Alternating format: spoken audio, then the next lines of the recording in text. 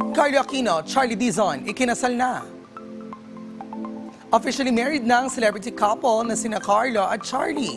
Ang secret wedding ng dalawa ay dinaos kahapon lamang sa isang private resort sa Silang, Cavite. Star-studded ang kasal ng aktor at aktres dahil dinaluhan ito ng mga kapwa nila celebrity.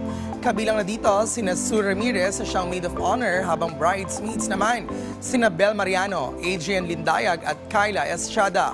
Candle bearer naman si Loisa Andalio, sa veil si Elise Hoson at sa court si Alexa Ilacan. Kabilang naman sa groomsmen sina Ramon Bautista at Ketchup Eusebio. Present din sa kasal sina Charo Santos Concho, Vilma Santos Recto, Maricel Soriano, Senator Bong Revilla at ang may bahay nito na si Congresswoman Lani Mercado. Samantala, isa rin itong double celebration para sa newlywed couple dahil nito lamang Sabado ay nagwagi si Charlie bilang Best Actress sa 47th Gawad Urian para sa pelikulang Third World na pinagbidahan nila ni Carlo.